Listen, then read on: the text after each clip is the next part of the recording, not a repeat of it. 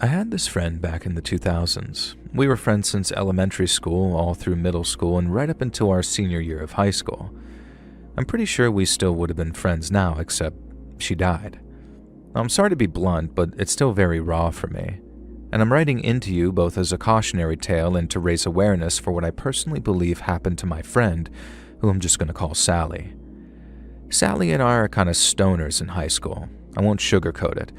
We performed well academically, so I guess the teachers and our parents just turned a blind eye. But we smoked a decent amount of pot, and Sally would have really gotten a kick out of it becoming legal just after her death. Thanks, Obama. No, really. Now anyways, one day, Sally came to me very excited. She heard about this new, no, this is read as very old, drug, and it was like weed but way stronger. And better than that, it was totally and completely legal. She produced the biggest baggie of weed-looking substance I'd ever seen in my life, but it was a darker, spikier bud than what I was used to. Now, it turns out darker is a great description for Salvia. Maybe it's not the case that everyone has a similar experience, but everyone I've spoken to has. I smoked a regular joint of Salvia, assuming that was the right way, as did Sally. And the high, if you can even call it that, only lasted about 45 minutes. Let's just call it a trip instead. And during that one single experience on Salvia, I believed I was God, and then the devil. And at one point I knew I had superpowers, but I dare not use them. I could tell where Sally was sitting, on my couch, but I couldn't see her. She was semi-invisible, kind of like when the Predator cloaks himself in those movies. And it was like the light was refracting around my friend. The posters on my bedroom wall changed into things I can't remember, nor do I even really want to, and I felt both powerless and godlike at the same time. And all this just from lying on my bed and looking up at the ceiling. Some of the stories I've heard or read from people who've taken Salvia have been absolutely insane to me. You could do a whole video on terrifying experiences on Salvia if only that actually fit your brand, but suddenly I was back to normal. And just like that, I was myself again, and it felt like nothing had happened. Unlike weed, where you feel the aftermath in various ways, the Salvia was just sort of gone. Well, at least for me. And when I looked over at Sally, she was just beaming, staring into the middle distance with a blissful look on her face. Now, not to be crude, but it was like she'd just come down from some orgasm. Now, I sort of wondered if she was still tripping. But then she turned to me and I could see it was the same old Sally I knew and loved. And she said something I could never and would never agree with. "That was incredible, dude. I think we found our new drug of choice." Well, there was no way on earth that I was smoking that amount of Salvia again. I did try, I really did. Sally was so enthusiastic about it, and something about it being legal made her feel different. As much as she'd been a bit of a pothead, she'd always despised the fact that it was illegal. She'd always hated the fact that we'd had to acquire it from ex-high schoolers who were almost all creeps, and I don't blame her. We both had some bad experiences with dealers from our high school and a bit older, and yeah, I don't really want to talk about those, though. But Salvia, you could buy legally right from the sources. And there were stores tucked down these small alleys that sold it, and something about this spoke to Sally, I guess. And I guess it helped her have a better experience with the trip. And so, like I said, I tried. I really did. I mixed a tiny bit of Salvia in with some rolled up cigarettes. Only I didn't smoke tobacco, so it was like throat effing myself with a lit cigar. I tried mixing it into some brownie mix, and it just tasted like eating brownies with dried leaves in it, and still made me trip in the worst ways. I ground it up and snorted it. Now that was a big mistake. I just sneezed it right out, and that was a gross experience. I don't even want to imagine that one. Now meanwhile, Sally was smoking more and more of what I genuinely believed to be Satan's drug of choice. I had no idea how she was even managing 2, 3, 4 joints of Salvia a day without going insane. But I guess that's the problem, isn't it? She was. I just didn't see it. We were in our final year of high school studying for finals and graduation despite what else the Salvia might have been doing. It was turning Sally into this sort of savant genius, believe it or not. She went from a B student to an extremely high straight A student in every single one of her classes. The teachers were shocked. If she'd gone through her whole high school career like this, she would have been valedictorian so hard that it would have left the previous one in the dust. As it was, she was on track to comfortably be salutatorian. Now, alas, she never made it. It's a tale as old as time, but with a dark, modern mystery twist. At least, in my opinion, it is. Obviously, the drugs got to her, but Salvia doesn't get to you in the same way most other drugs do. There are other natural plants that have a lot in common with Salvia, but nothing I've ever read about these other drugs have been quite as cursed and haunting as my own experience on that drug, let alone what Sally must have gone through. It started when she came to our shared room in our shared student accommodation one day and announced to me that she'd seen God under a bridge. I assumed she was joking, so I asked if God was under the bridge and if she was so sure it was God and not some homeless troll. Now, Sally got kind of, not mad, but serious about this. God hadn't been under the bridge. She'd been under the bridge when she saw God. I asked her to explain how this meant that God themselves wasn't under the bridge, and she told me a story of how, of course, she'd been smoking salvia with some other kids who'd been introduced to the legal substance. And did I emphasize that this crap is legal? By someone, and I'm pretty sure it was Sally, but I didn't want to upset her, and I could hardly accuse her too hard of introducing some kids to some legal plant. Now, she explained that God had just appeared inside her head during a short trip, and he told her to cross over in the land of the goddess Sonora. Now, at first I didn't understand what Sally was saying. Cross over into where? What? Some kind of spiritual plane? And then it struck me with a dawning horror. She was talking about the Sonoran Desert, but with some kind of spiritual nickname her salvia-induced god had told her. We lived just outside of Phoenix to the southwest, so passing into the Sonoran Desert wasn't at all out of the question. In fact, a bunch of us had taken a camping trip to the outskirts until I realized that getting sand in a certain part of your body is one of the most unpleasant experiences I've had up until that point. I'm sure there are ways that older, seasoned women avoid that in the desert, but I was a 16-year-old high school kid. I had no idea. All I knew was as soon as I got home, I spent so long in the shower that I'm pretty sure my whole abdomen turned into a prune. Now, the point is, the potential for sand and her unmentionables aside, I didn't want Sally crossing over into the Sonoran Desert on some salvia-fueled pilgrimage. I protested and insisted that there's absolutely no way Sally should go on a pilgrimage to meet the goddess Sonora, or any other god for that matter. Unfortunately, I could not talk her out of it, no matter how much I rationalized, then begged, cried, screamed, threatened to tell her parents, threatened to handcuff her to her bedpost, all sorts of stuff. And so instead, I made the best compromise I could think of. I offered to go with her, and maybe this story would be very different if she'd said yes. Better or worse, I can't say, but again, she was absolutely adamant that this was something that she had to do alone because God had told her so. She laid out a plan.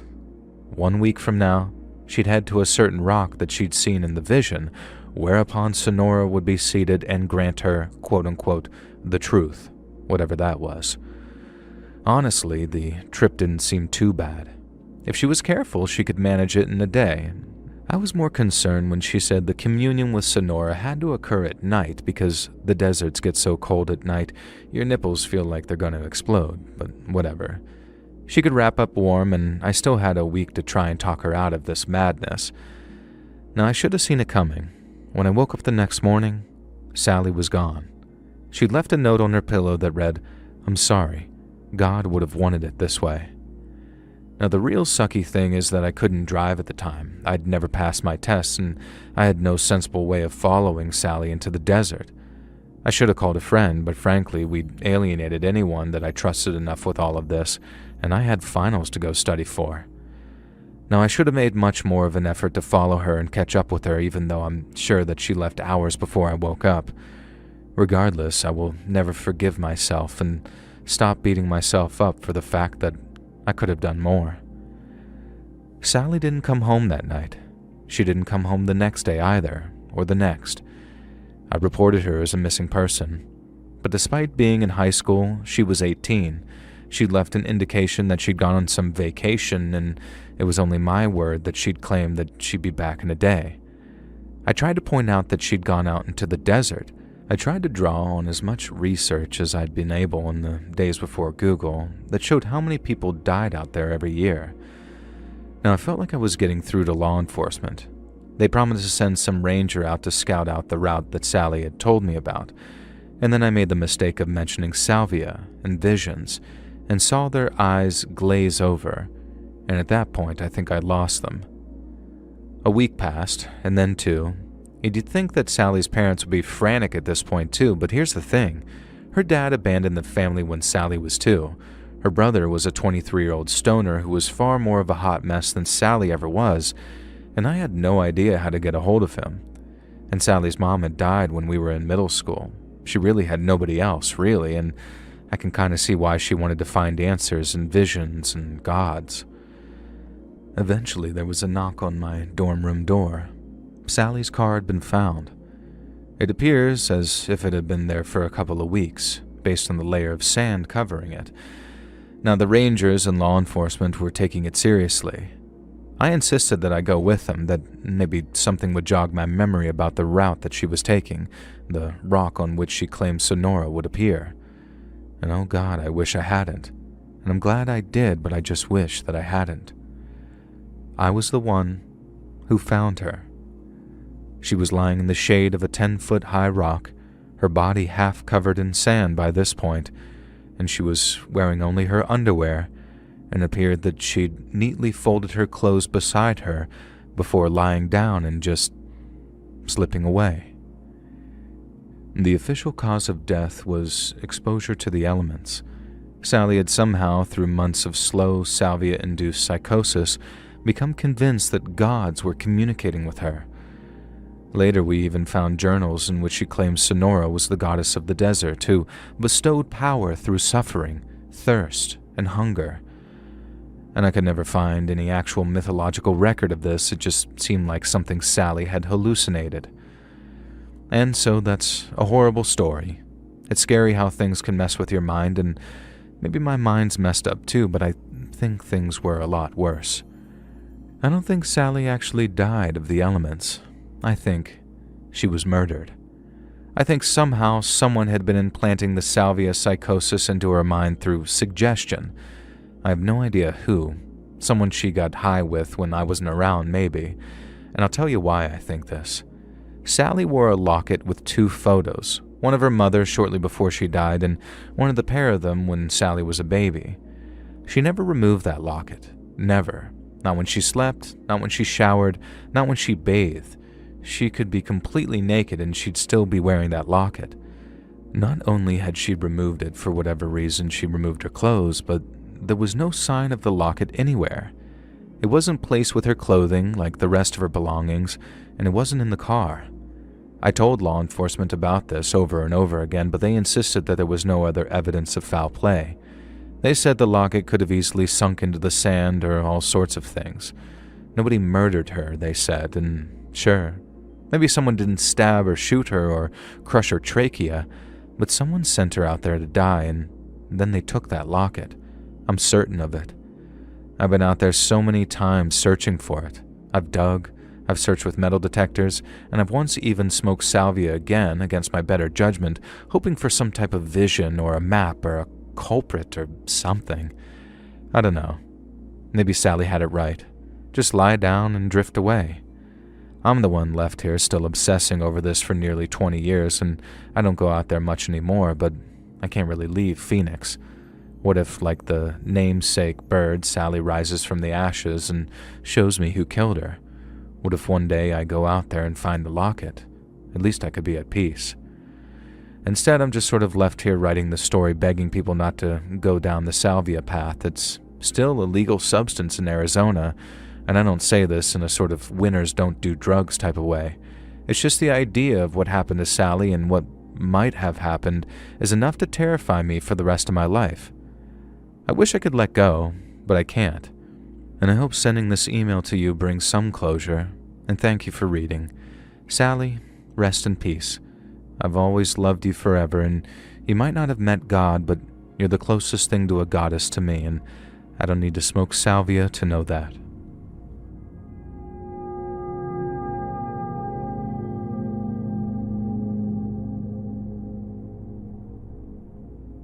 So I've been asked to write into you by a younger friend who's a listener. I hope you get a kick out of this one. Apparently you do like bat crap crazy people. Now, a bunch of years ago, after the dawn of cell phones, but before the rise of smartphones, me and a bunch of buddies decided to go on a little trip. We've been dreaming of this trip since college, talking about it a bunch and never actually doing it.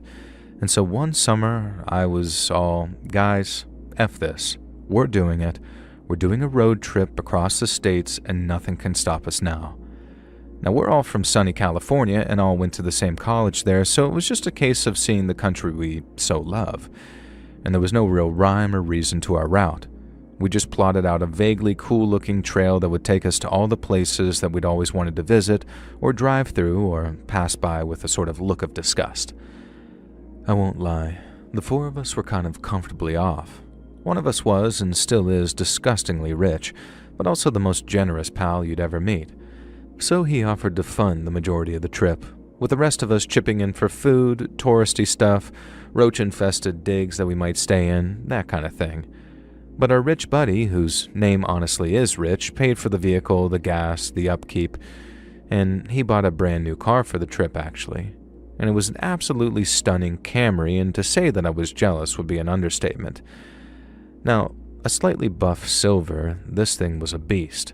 It maybe wasn't the best choice for a road trip. We would have probably been better off getting a van or a camper or something, but we just wanted to drive the American highways looking cool as we did. Now, there were four of us, and the Camry was comfortable, if intimate and crowded, and that was fine with me, given who the group members were. There was Rich, his boyfriend Andy, and then there was me, of course, and finally there was Kay. Now, I've had a huge crush on Kay since the first year of college and never made a move.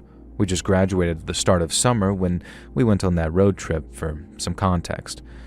Now, naturally, while we all took turns driving, the majority of the trip was Rich handling his brand new Camry and Andy riding shotgun. And this meant that I got to spend hours, days really, in the backseat of a car with a girl that I believed was the love of my life. And it's pretty obvious to anyone on the outside that I've been thoroughly friend-zoned, but bear with me. What is love without hope, and what is hope without being a hopeless romantic loser like myself? This is why my British friends call me a wanker, I guess. No, anyway, it was brilliant. We spent the days driving, sightseeing, and hitting all the tourist traps that sheltered Californian kids typically look down upon. And then we spent the days in a mixture of high-quality hotels, but more often, these flea-ridden desert motels. Now, I couldn't have been happier. It was freaking epic. We passed through a bunch of deserts on our routes. One of our big things, mostly thanks to Andy, who was a geology nerd, was that we wanted to experience as many types of desert as possible, if you understand what I'm saying. A lot of people think deserts are just sand and red dust, but that's not even slightly the case. Did you know most snowfields are technically deserts? Huge areas of just shingles, all sorts of stuff. Now, most salt flats are also deserts, which I think is a more commonly known fact, but it's the Utah Salt Flats, the Great Salt Lake Desert, where this first started. If you've never been, in my opinion anyway, Utah is an absolutely stunning state. The Salt Flats, the Salt Lake Desert, it's a miracle of nature. There's just something about it, something haunting and beautiful about it all. The Bonneville Salt Flats were like a spiritual experience for me, especially experiencing it with Kay. I was growing convinced that I might not be in the friend zone after all.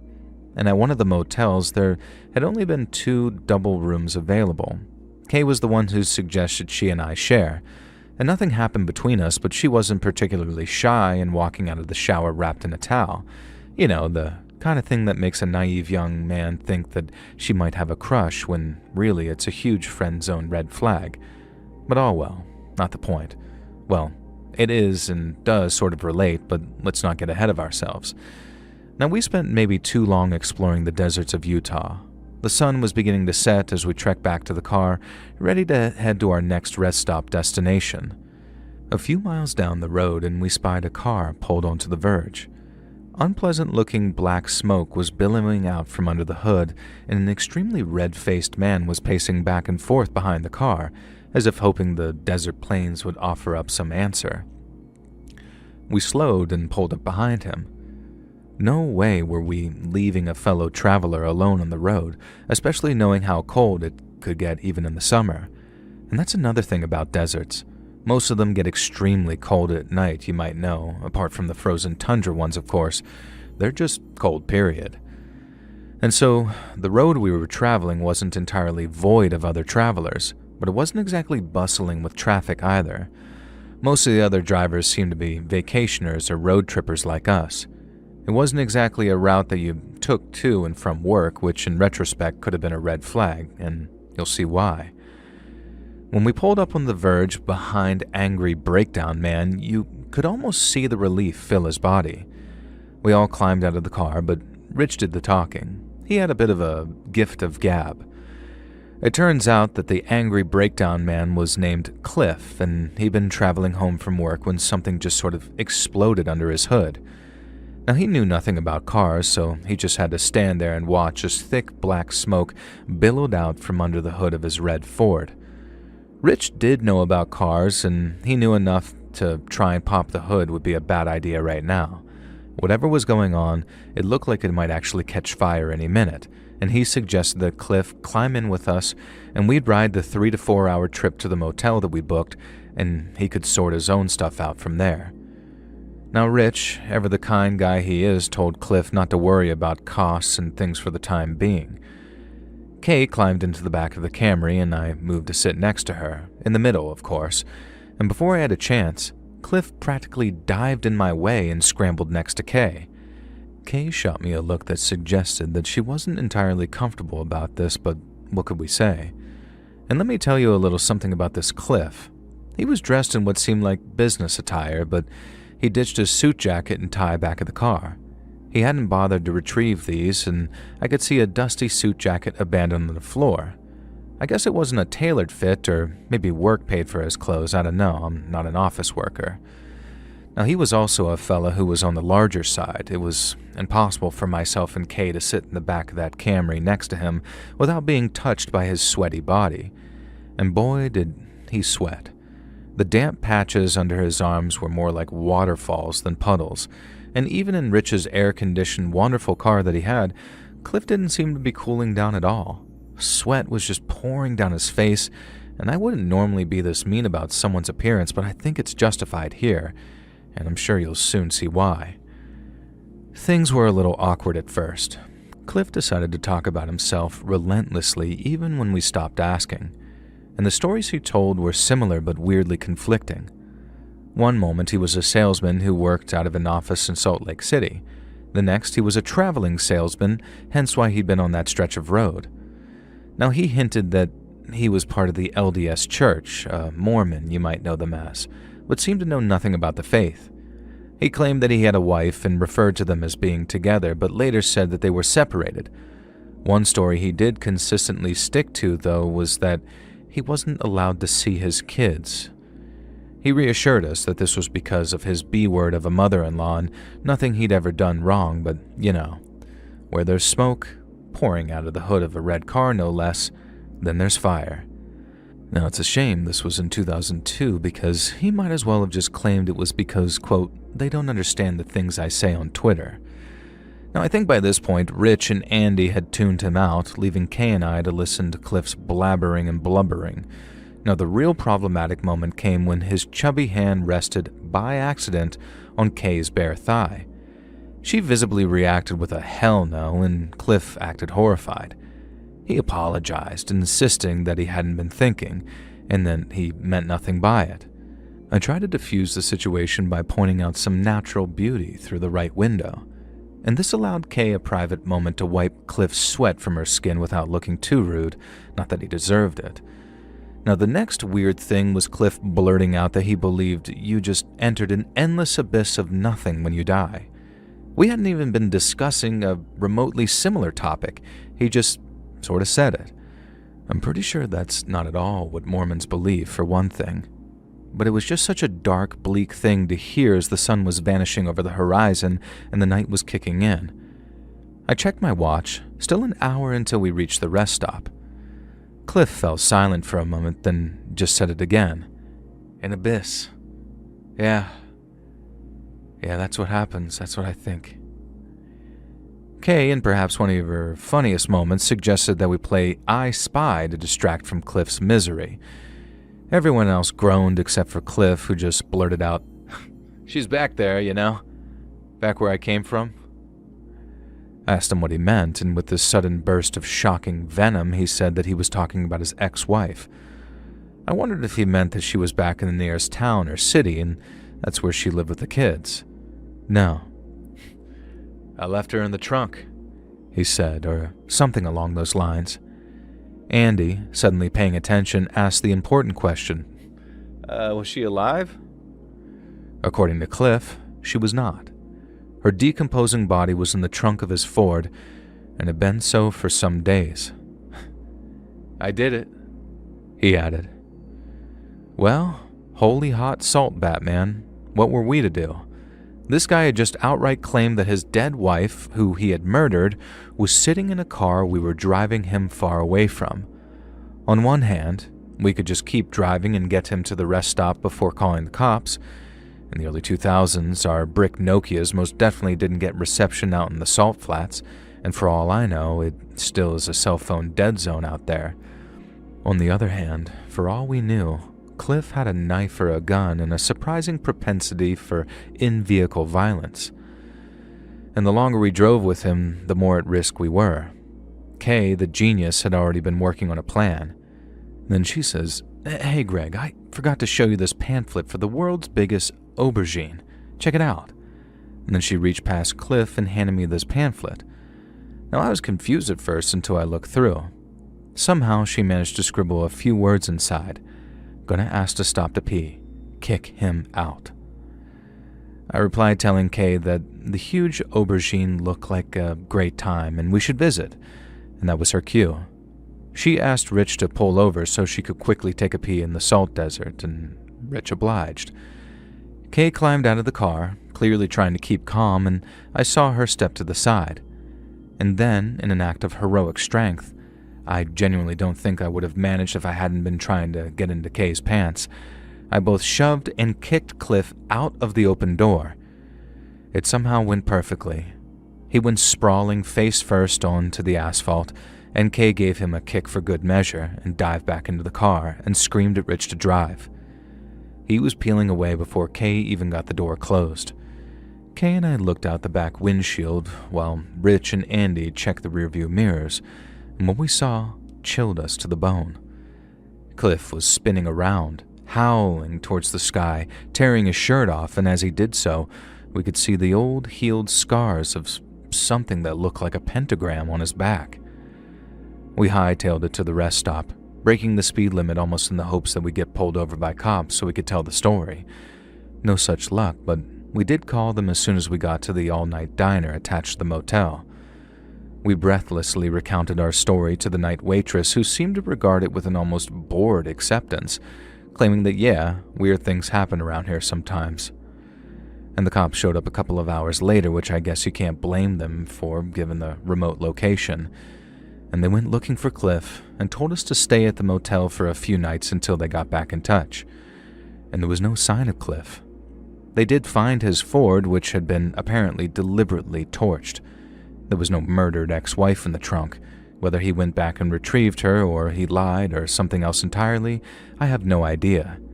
There were no reports of a missing person, especially anyone married to a guy called Cliff, and his existence was just some mystery. The cops theorized that the pentagram or whatever we saw carved into his flesh was some kind of leftover from the handful of true stories of satanic panic from the 80s.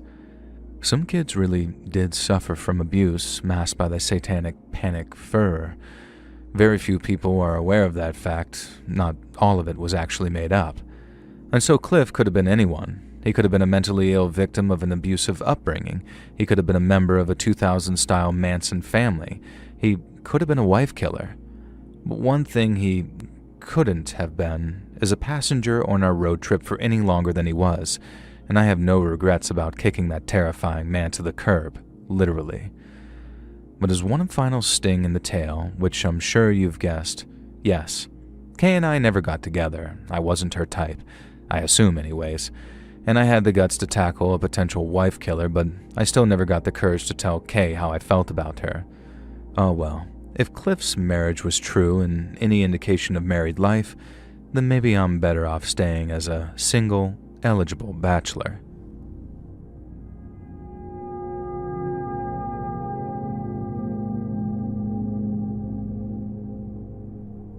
I've got a very short but very creepy story for you, as when I was a little kid, I was obsessed with road trips. Every chance I'd get, I'd beg my mom or dad to take me for a drive. I particularly liked driving at night, and there was just something comforting about it, and still is. At first, Mom and Dad both seemed excited to acquiesce to my request, as they say in the Pirates of the Caribbean.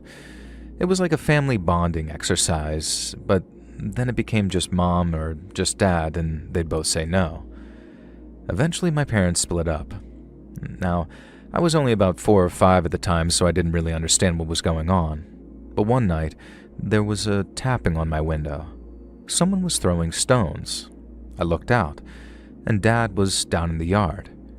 He whispered me to be quiet and told me to sneak downstairs. Now, I didn't even need to change out of my pajamas, I thought. He had clothes ready for me and a warm coat. And it was time for a night drive, I thought. A big road trip to somewhere that I'd always wanted to go, Death Valley. And so we began the trip. From what I can remember, we kept to some back roads and stayed in the skeeviest motels. But I was with my dad, who I hadn't seen in months, and I was on a road trip, driving at night.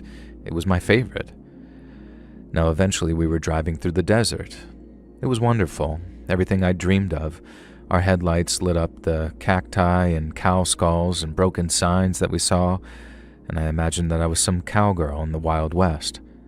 Dad called me his little cowgirl angel when I told him this, and then we pulled off the road and onto the sand. I wasn't sure where we were driving, but it was bumpy and I just didn't like it. Dad told me not to worry, that cowgirls didn't cry and that we were almost there. There was an empty clearing. Dad stopped the car and told me to wait in the passenger seat. He climbed out and went around to the trunk. Now, he spent some time there, and when he came back, he motioned for me to crank down my window. Now, when I did, he fed a little green hose pipe through and started tickling me with it. Now, this made me laugh a lot. He told me that we'd get to spend more time together, as much as we wanted, and what a perfect place to do it. Again, I didn't understand what he meant until many years later. Suddenly, there were sirens, and shouting, and yells that guns had been drawn. That hose pipe disappeared from the window, and the rest is just some insane blur. I was now in an ambulance, then I was in a hospital, and then Mom and my grandparents and my aunts and uncles kept coming to visit. Mom was crying a lot. I didn't see Dad, and I kept asking about him, and nobody would say anything.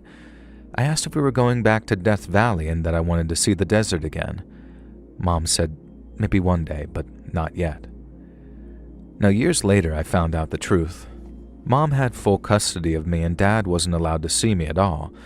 I still don't know why, and I'm not sure I really want to know. But he kidnapped me and took me out into the desert, and I'm sure you can imagine what would have come next given that hose pipe. Thankfully, Mom had noticed I was gone and called the cops.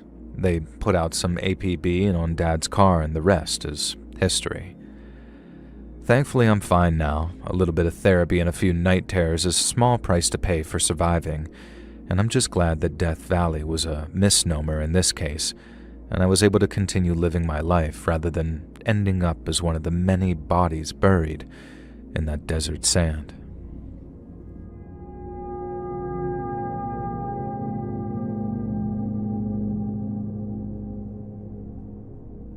Back in the late 90s, me and my buddy went exploring regularly in northern Greenland. We've always been the type to do the opposite of everyone else. Plan to do a tourist trek to a regular area? Not us. We're doing a desert made of snow and ice. It's a pretty popular area to visit for icy desert enthusiasts, but I don't claim to be some ice desert connoisseur. We just prefer the cold, and trust me, Greenland's one of the coldest places on Earth to visit. We're both trained guides for the area, and these days we take tourist expeditions out to plenty of safe spots. Back then, to learn the ropes and learn the limits of our body, though, we'd go on duo expeditions together. At first, we were a bit reckless and soon learned that you cannot treat nature without the respect it's due. Otherwise, you'd end up as one of the many thousands of corpses who have never found proper burials in frozen tundras or icy mountains. We specialize in exploring northern Greenland because it's one of the coldest places on Earth. There's almost no rainfall there, pretty much all the rain falls as snow. The weather conditions can be insane, and I would place a bet that we've had to cancel more expeditions than we've actually been on due to unsafe weather. This particular story takes place in the late 90s when we were both in our mid-20s. My buddy and I, I'll just call him Arnie, set off with a route in mind solely for the sake of taking it. No end goal, no real point. It just seemed like a good route to take there and back again, with some beautiful vistas for Arnie to capture on his camera, specifically designed for sub-zero conditions. We hiked for a few days, setting up the warmest and coziest tent we could possibly carry between the two of us. And like I said, Greenland's a pretty popular destination for reckless weirdos like us, so we passed a few other explorers on the way. One guy was dog sledding and even offered us a ride because we looked like we were struggling. Naturally, we turned him down. We explained that we had a couple snowmobiles tucked away safely some distance back, and we were using those to get around. On the fourth day, we left our snowmobiles at camp and went for a hike. To our surprise, we found a small cliff which hadn't been on any of the satellite photography. Now remember that even back in the late 90s, mapping parts of the world wasn't as advanced as it is now. It was way before Google Earth, and many areas of the off-beaten track would look like a blur in the footage that we were able to acquire. Now what was more surprising was discovering that the small mountain had a fairly obvious cave opening to it. Of course, we were going inside. It was still morning, so we had plenty of time. Ice caverns don't tend to be particularly dark, especially when they have a large opening like this one did, because the light refracts off the ice and keeps the place somewhat lit up. We brought some glow sticks and a flashlight each, but at first we didn't need them. What we saw caused both of our jaws to drop almost to the floor.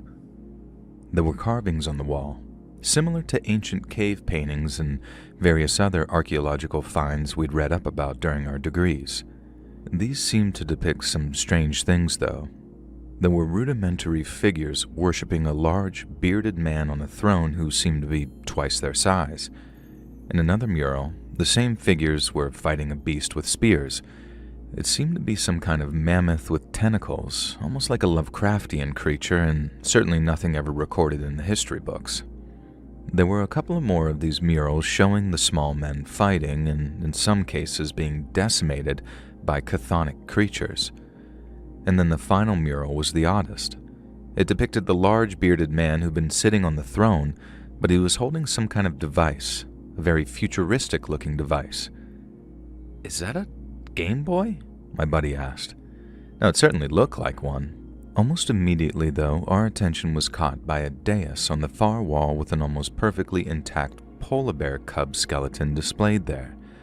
However, instead of the normal canines one would expect to see in a young polar bear, the creature instead had walrus-like tusks. Again, this was not a creature that had been recorded in any sort of zoology book. Arnie and I began to get excited, very excited. It was possible that we'd stumbled upon the find of the decade, and this would change everything that we knew about ancient civilization. This would make us rich, and we would go down in history as two of the most important scientists the world had ever known.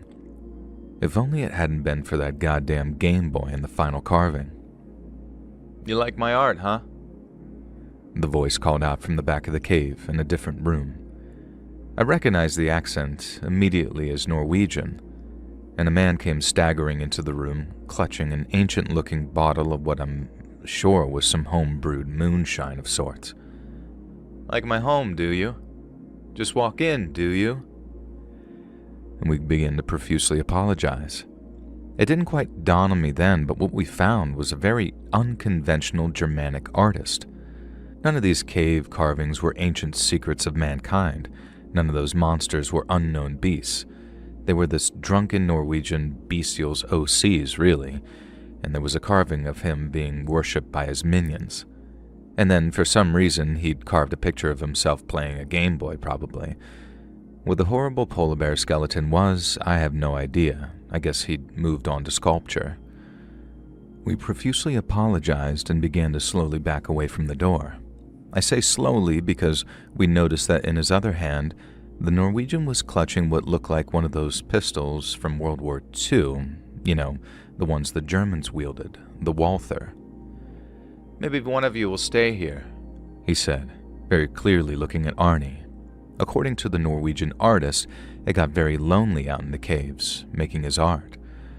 Maybe my friend Arnie would be a perfect companion for him, someone to warm his bed at night and warm his body, too. Now, I'm not going to speak for Arnie, but I didn't think it sounded like an appealing prospect for him, and I wasn't ready to leave my friend to the mercy of a clearly drunk, clearly insane Norwegian. When the man threw his empty bottle against the wall, we both jumped in fear, and this Norwegian roared with laughter. His pistol was now trained on both of us. The Norwegian grunted that actually he was bored of us, and he was sure that he could find a much better companion. As his English grew more and more broken, he told us that we had 10 seconds to run before he ended us there and then and turned us into his latest art pieces. Me and Arnie had never ran so fast out of anywhere ever. I have no idea if the Norwegian was even following us. I didn't even care.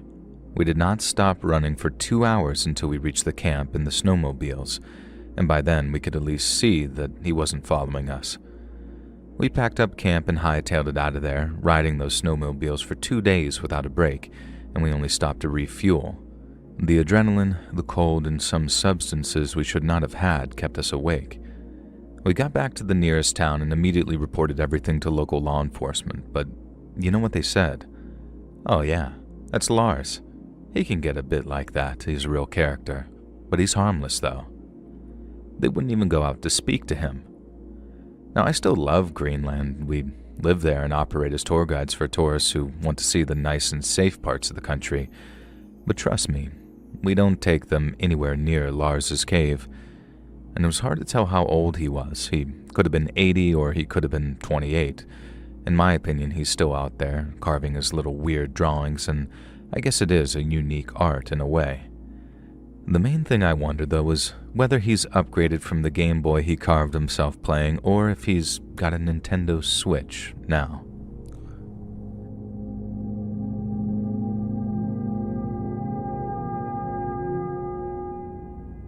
So I'm a true blue Aussie. I'm not ashamed to throw another shrimp on the Barbie. I have a beloved Ute, and Great Northern Super Crisp is my favorite beer. Contrary to what people believe, none of us like Foster's. Tastes like piss. It's made here, but it isn't drunk here. Super Crisp is where it's at.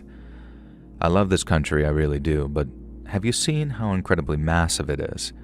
There's a ranch here that is literally bigger than Texas.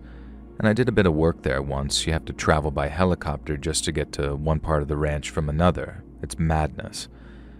And so I have this mate, an English fella, who moved to Oz when we were both young. His name is Malcolm, and Malcolm is as solid as they come.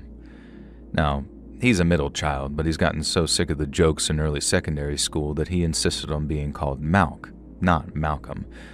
And at first people ignored him, but then he had this huge growth spurt and became the hardest guy in our year, and nobody's messed with him then. Imagine a bunch of Aussie blokes being schooled by an English ponce named Malcolm. Christ, he better not listen to the story. He'll kick my butt 6 ways from Sunday if he hears me call him a ponce. I'm just a little wiry dude. I'm pretty sure I'd be a Wasteman Bogan if it wasn't for Malk. He's my rock. And speaking of rocks, this is where the story is heading. When we finished school, we'd always planned on taking a year or 2 or 3 to explore our wonderful country before we went back into education. And one of the places we'd both always longed to visit was Uluru, the Ayers Rock to you foreigners. It's a bloody majestic place it is. Photos don't do it justice, they really don't. In fact, it's actually easy to see photos of Uluru in books and get mixed up with totally different, smaller rocks. That is, if you're a dummy with no sense of direction and no Malk to guide you on the right path. But here's the bummer. Malk and I planned this epic adventure all throughout multiple years of school. We were both a fifth of the way into this planned expedition.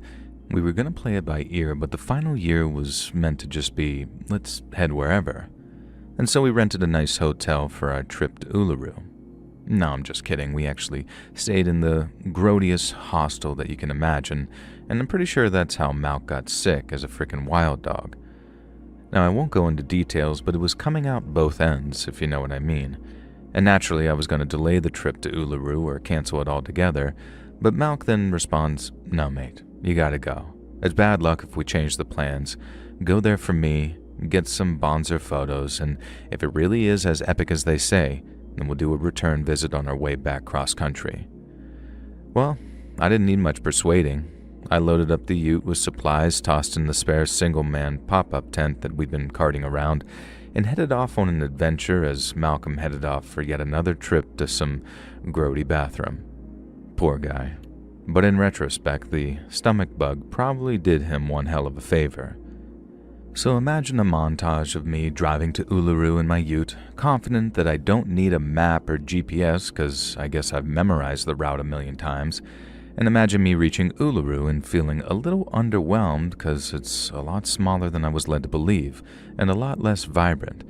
It was just kind of a big rock.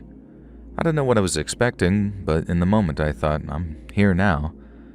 I parked a bit of a distance away. I didn't want to disturb the tranquility with my loud-ass car, and then headed to Uluru on foot. Or at least I thought I did. Eventually I decided to check my map and my compass and realized that I somehow managed to go ass over tit and ended up in completely the wrong place. This wasn't Uluru, not at all. It really was just some underwhelming rock, and how I managed this I'll never know. Like I said, I'd be a waster bogan if it wasn't for Malcolm's influence in my life. My useless sense of direction meant that it took me a solid 3 hours to walk to the rock, which I've nicknamed Yoo-Hoo, and I kind of just wandered around the place, taking a few photos, imagining how Malk was going to rip the absolute feces out of me when I told him about this. But just then I heard this voice. Now, if I thought that I was a true-blooded Australian, this guy put me to shame. He was like every rough Australian survivalist stereotype thrown into one, having smoked 40 cigarettes a day to boot. And guess what? He was a survivalist. He wore a duster and one of those hats with the corks, which I genuinely thought only existed for tourists. But no, he told me later that they were an Aussie staple. Now we got to chatting and I explained that I was looking for and initially thought that I'd found Uluru, and he got my back up a bit when he called me a tourist, but this guy didn't seem like the kind of fella that you wanted to mess with, so I just laughed it off. I mean, to be fair, I had been an idiot. I told him where I'd parked the ute, and he just shook his head. Apparently, I'd gotten all turned around there too, and there was no way that I was getting back to the ute before dark.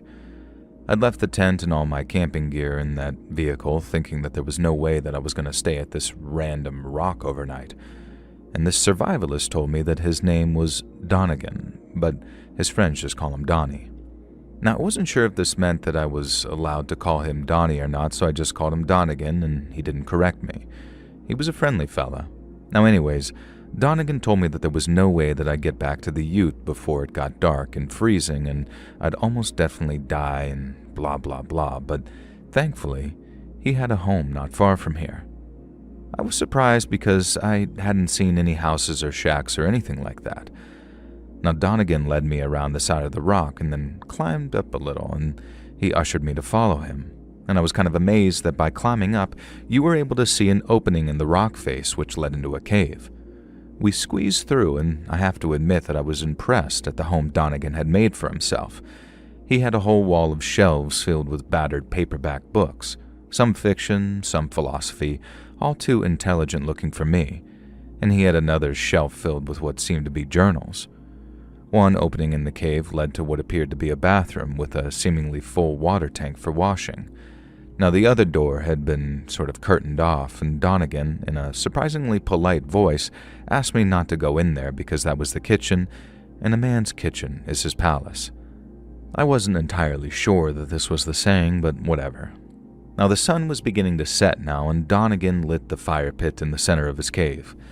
Thankfully, the entrance was wide enough to let some of the smoke out, and he also bored a chimney through the rock so we didn't suffocate on whatever fumes we might have been cooking with. Donegan told me to make myself at home and particularly encouraged me to browse his shelves while he headed into the curtained-off kitchen to prepare our raw meal. He did kindly ask me not to read his journals, and again, he was weirdly polite about this. Now, I was starting to get the impression that the more polite Donegan's rule requests were, the more he would kick me in the wiener if I broke them. But reading another man's journal has never been something I've had a desire to do, not even the time Malcolm left his gay little therapy journal lying on the bed when I knew he had a crush on the girl I was seeing. Now anyways, I browsed through Donegan's books. I'd love to tell you the titles, but I can't remember them and I can't be bothered. I do remember he had a bunch of well-thumbed-through true crime books, some cookbooks, and one by that philosopher Nietzsche. Now, the next minute, Donegan's brushing through the curtain with two absolutely mouth-watering looking slabs of meat. Now, I was so hungry I could have eaten them raw there and then. He tossed an onion at me and told me to get chopping, pointing to a block by the fire. I did my best not to cry as I hacked up the onion. I've always been an onion crier, and I know Donegan gave me the onion just to make me weep. Now, all was forgiven once he started frying up the steaks. They both looked like 12-ounce mothers and the leanest meats I've ever seen. I tossed the chopped onions in the pan when Donegan commanded, and after a few minutes, he served up 2 steaks, medium rare. I expected him to be a rare steak or blue steak type man, but he said this meat and these onions shone the most at medium rare. He briefly heated up a jar of sauce, which was divine, and we sat in silence as I ate maybe the greatest dinner I've ever been served. "How was that as a last meal?" Donegan asked.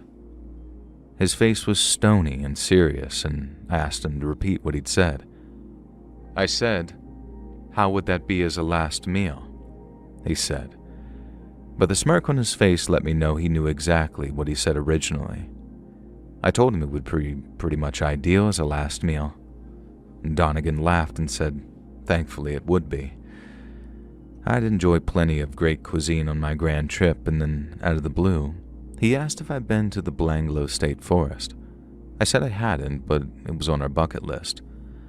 Donegan looked at me seriously and warned me to be careful, because the backpacker killer was still roaming that forest, looking for backpackers to kill. I pointed out that Ivan Milat had been arrested years ago, and funnily enough, he died a couple of years after this. Donegan just nodded thoughtfully but said nothing. Something told me that he either didn't believe Ivan Milat was the backpacker killer, he never officially confessed to anyone but his mother, or Donegan was trying to spook me by hinting that he was the killer. And then he asked me if I'd enjoyed the human meat I'd just consumed. By that point, I was getting wise to old Donnie's tricks. He wanted a reaction, so I gave him one. I jumped up in shock, shouting in horror, asking if he'd really fed me human meat. Donegan stared at me for what seemed like forever and then laughed. Without a word, he walked into the kitchen and came back out, hefting a cow carcass over his shoulder with cuts removed. "This was your dinner, pal," he said, and then dropped the carcass in one corner. "Now, time to sleep." And I had no choice, I figured. I lay on the guest mattress that Donegan offered me and tried to drift off, and somehow, briefly, I did. I don't know what woke me, but I woke with the knowledge that I absolutely had to leave immediately. The fire was still smoldering, and I could see that Donegan was not in his bed. It looked untouched. The cow carcass was also missing, and since I hadn't really brought any belongings with me to this Yoo-hoo rock, I figured that I could just duck out under cover of night. I'd rather freeze to death than face whatever weirdness Donegan had in store for me next, and as soon as he'd mentioned Ivan Milat, my hackles had already been raised. And so I snuck out of the cave and slid down the side. I made it quite some distance, and I thought that I had a good idea of the direction of the ute, and then I was stopped in my stride. Donegan stood there in the middle of the desert surrounded by what I can only assume dogs or dingoes. They'd clearly feasted on the remains of the cow carcass because bones lay picked clean on the ground. Donegan looked at me, and as one, so did all the dingoes, their eyes glowing in the moonlight reflected in their pupils, and I swear, Donegan's eyes glowed like those dingoes in that moment. The dingoes started growling and I saw their own hackles rise. Donegan commanded them to sit, and all 5 that I could see, without fail, obeyed him. Dingoes, wild animals, and if you don't know, dingoes aren't like dogs. They're majestic and beautiful creatures, but you really cannot tame them unless you've raised them since birth. "They obey my every word," Donegan said. "I could sick them on you if I wanted. They wouldn't leave me a scrap." I asked him to please not do that, and Donegan let out a laugh. "What do you think, boys?" And then he started asking me if I knew that dingoes once ate a baby, and I said of course, it was a very famous case, even if I wasn't born at the time. He told me that apparently fully grown humans are tastier to dingoes than babies, and I didn't want to know how he knew this, so I didn't ask. And then he told me that dingoes can outrun a man 3 times as fast. Again, I wasn't sure if this was true, so I kind of begged him not to force me to find out. Again, Donegan asked the dingoes if they thought that they should feed on me, and at this point I'm not ashamed to say that I pissed my own pants and pleaded with him not to hurt me, and to let me live. Donegan looked at me with disgust and said that I'd soiled myself now, and I was lucky because there was no way he was letting his beloved dingoes eat my piss-covered flesh. Instead, he walked away, commanding his beast to heel, and I didn't know if I could trust him, but I took a gamble. And you know what? It turns out the ute was parked just behind the small rock Donegan had been standing near, and he'd left me a parting gift. The head of the cow we'd eaten just earlier and that the dingoes had feasted on was sitting on the windshield. I had to wash the blood off, leaving me even more paranoid that the other shoe was about to drop and I was about to be attacked. But thankfully no. Instead, I finally got the windscreen clean enough that I could see through and gunned the ute. I drove away, and I swear after 10 minutes of driving in the rearview mirror I could see a pack of dingoes running behind my car, their eyes shining in the darkness. When I reached our hostel, Malk had stopped vacating his bowels and his stomach was feeling a lot better, but when I told him the tale of Donegan and his dingoes, his face went whiter than I'd seen it when he was sick. He told me, and swears on his life that he wasn't winding me up, that he'd read about a man who was cursed to walk the central desert communing with the wildlife, and if you accepted his invitation to dine with him, he only let you leave if he deemed you worthy. I explained that he only let me leave because I pissed myself, and this left Malk a little less sure that I'd had a supernatural encounter. Needless to say, I went to the cops the next day and they reassured me that I very much had not encountered some supernatural spirit. Based on my description, what I'd encountered instead was a wanted fugitive who robbed a number of post offices at gunpoint in Alice Springs and the surrounding area. They'd been searching for him for a few years and had no idea that he'd been hiding out in a cave in what I called Yoo-Hoo Rock. We stuck around the area, forking out for a better hotel than what we were currently slumming in, and I'm glad we did. The cops managed to apprehend Donegan, who was indeed the armed robber that they were looking for. There was no sign of his tamed dingoes, and I'm glad of that. They were innocent, and I hope they went off to have exciting cow-hunting lives. But as for Donegan, you may be an a-hole who robs post offices at shotgun point, but you do cook a mean steak.